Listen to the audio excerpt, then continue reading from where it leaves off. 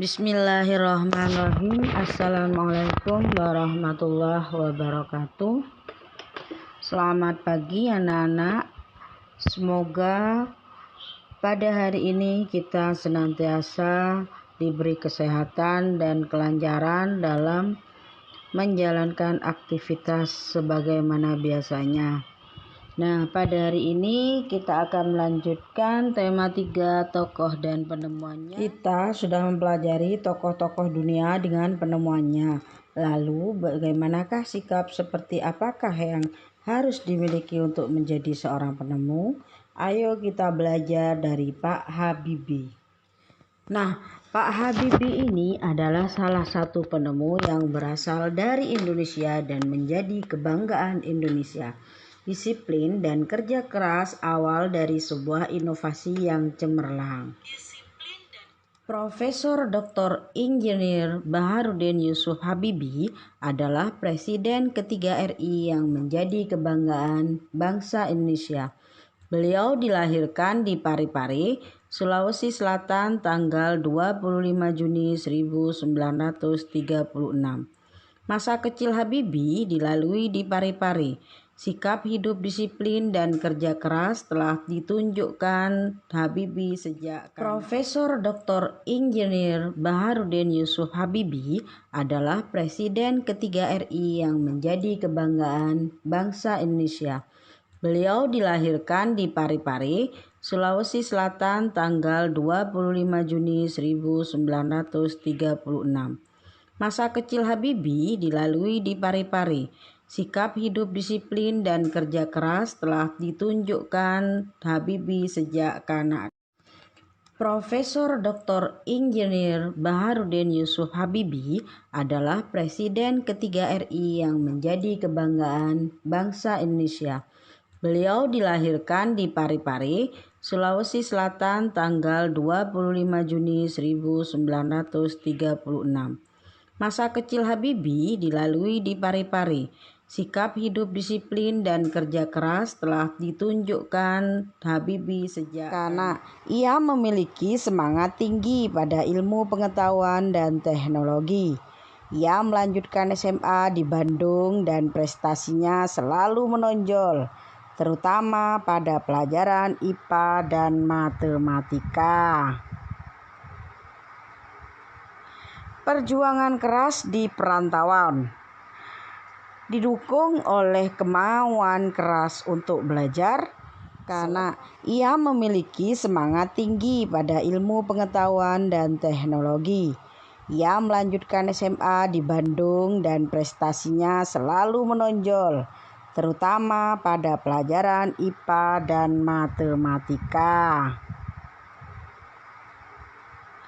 Perjuangan keras di perantauan. Didukung oleh kemauan keras untuk belajar, selepas SMA beliau masuk di ITB, Institut Teknologi Bandung, kemudian mendapatkan beasiswa untuk melanjutkan kuliah di Jerman, jurusan konstruksi pesawat terbang. Ia bertekad bulat untuk bekerja keras dan harus sukses. Anak-anak, Habibie selalu menggunakan musim liburannya dengan bekerja. Ia bekerja mencari uang untuk membeli buku sebagai pendukung sekolahnya. Tahun 1960, Habibie mendapat gelar diploma engineering di Jerman dengan nilai sempurna. Ia bekerja di industri kereta api Jerman dan berhasil menemukan cara untuk membuat Ia bekerja mencari uang untuk membeli buku sebagai pendukung sekolahnya. Tahun 1960, Habibie mendapat gelar diploma engineering di Jerman dengan nilai sempurna. Ia bekerja di industri kereta api Jerman dan berhasil menemukan cara untuk membuat. Ia bekerja di perkeretaapian Jerman dan berhasil menemukan cara untuk membuat 1.000 wagon kereta api berkekuatan tinggi. Di pagi buta, Habibie harus berjalan kaki cepat ke tempat kerja yang jauh untuk menghemat kebutuhan hidup. Kemudian pulang pada malam hari dan belajar untuk kuliahnya. Tahun 1965, Habibie ia bekerja di perkeretaapian Jerman dan berhasil menemukan cara untuk membuat 1.000 wagon kereta api berkekuatan tinggi. Di pagi buta, Habibie harus berjalan kaki cepat ke tempat kerja yang jauh untuk menghemat kebutuhan hidup. Kemudian pulang pada malam hari dan belajar untuk kuliahnya. Tahun 1965, kemudian pulang pada malam hari dan belajar untuk kuliahnya. Tahun 1965, Habibie mendapat gelar Doktor Insinyur dengan nilai sangat sempurna. Kemudian pulang pada malam hari dan belajar untuk kuliahnya. Tahun 1965, Habibie mendapat gelar Doktor Insinyur dengan nilai sangat sempurna. Buah dari kerja kerasnya, Habibie kemudian bekerja di industri pesawat terbang di Jerman. Karena sikap disiplin dan kerja keras, karirnya terus naik hingga dipercaya menjadi Vice President sekaligus Direktur dan Penasehat Senior bidang teknologi. Ia menjadi satu-satunya orang Asia yang berhasil menduduki jabatan bergengsi di perusahaan pesawat terbang. Tahun 1974, Habibie diminta pulang ke tanah air dan menjadi penasehat pemerintah di bidang teknologi pesawat terbang. Ia menjadi Menteri Negara Riset dan Teknologi hingga menjadi Wakil Presiden dan Presiden RI yang ketiga. Tahun 1974, Habibie diminta pulang ke tanah air dan menjadi penasehat pemerintah di bidang teknologi pesawat terbang. Ia menjadi Menteri Negara Riset dan Teknologi hingga menjadi Wakil Presiden dan Presiden RI yang ketiga. Prestasi cemerlang buah dari disiplin dan kerja keras. Habibie menyumbang berbagai penemuan dan sejumlah teori di bidang konstruksi pesawat terbang, seperti Habibie Factor, Habibie Theorem, dan Habibie Method, yang dipakai oleh universitas di seluruh dunia. Ia dijuluki sebagai Mr. Crack karena menemukan rumus. Prestasi cemerlang buah dari disiplin dan kerja keras. Habibie menyumbang berbagai penemuan dan sejumlah teori di bidang konstruksi pesawat terbang, seperti Habibie Factor, Habibie Theorem, dan Habibie Method, yang dipakai oleh universitas di seluruh dunia. Ia dijuluki sebagai Mr. Crack karena menemukan rumus. Prestasi cemerlang buah dari disiplin dan kerja keras. Habibie menyumbang berbagai penemuan dan sejumlah teori di bidang konstruksi pesawat terbang, seperti Habibie Factor, Habibie Theorem, dan Habibie Method, yang dipakai oleh universitas di seluruh dunia. Ia dijuluki sebagai Mr. Crack karena menemukan rumus.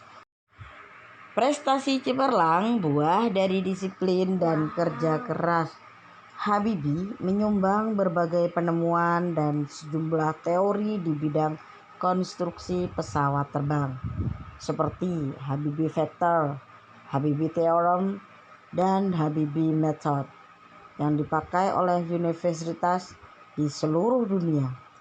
Ia dijuluki sebagai Mr. Crack karena menemukan rumus. Prestasi cemerlang buah dari disiplin dan kerja keras. Habibie menyumbang berbagai penemuan dan sejumlah teori di bidang konstruksi pesawat terbang, seperti Habibie Factor, Habibie Theorem, dan Habibie Method, yang dipakai oleh universitas di seluruh dunia. Ia dijuluki sebagai Mr. Crack karena menemukan rumus. Prestasi cemerlang buah dari disiplin dan kerja keras. Habibie menyumbang berbagai penemuan dan sejumlah teori di bidang konstruksi pesawat terbang, seperti Habibie Factor, Habibie Theorem, dan Habibie Method, yang dipakai oleh universitas di seluruh dunia. Ia dijuluki sebagai Mr. Crack karena menemukan rumus. PT Nortonio dan industri strategis lainnya. Industri binaannya berhasil memproduksi pesawat terbang, helikopter, senjata, amunisi, kapal, tank, panser, water cannon, kendaraan RPPM, kendaraan tempur, dan masih banyak lagi, baik untuk keperluan sipil maupun militer. PT Nortonio dan industri strategis lainnya. Industri binaannya berhasil memproduksi pesawat terbang, helikopter, senjata, amunisi, kapal, tank, panser, water cannon, kendaraan RPPM, kendaraan tempur, dan masih banyak lagi, baik untuk keperluan sipil maupun militer. Di tingkat dunia, Habibie terlibat dalam berbagai proyek desain dan konstruksi pesawat terbang, seperti Fokker, pesawat angkut militer, jet eksekutif, Airbus, pesawat angkut dengan teknologi mendarat dan lepas landas secara vertikal, CN235 dan CN250. Selain itu, Habibie secara tidak langsung ikut terlibat dalam anak-anakku, apakah teks tersebut adalah jenis teks eksplanasi ilmiah? Jelaskan dan berikan contohnya. Teks tadi yang menceritakan tentang B.J. Habibie itu bukan merupakan teks eksplanasi ilmiah. Mengapa? Karena teks tersebut berisi rentetan peristiwa penting dari seorang tokoh. Hal ini ditunjukkan pada paragraf 2 sampai 6. Apa pesan yang ingin disampaikan penulis melalui teks tersebut? Pesannya adalah kunci sukses dari B.J. Habibie adalah disiplin, semangat yang tinggi, dan kerja keras. Apakah kosakata tersebut telah sesuai dengan Pedoman Umum Ejaan Bahasa Indonesia atau PUEBI? Jelaskan alasannya. Tentu belum, anak-anak, karena penulisannya tidak sesuai dengan Pedoman Umum Ejaan Bahasa Indonesia.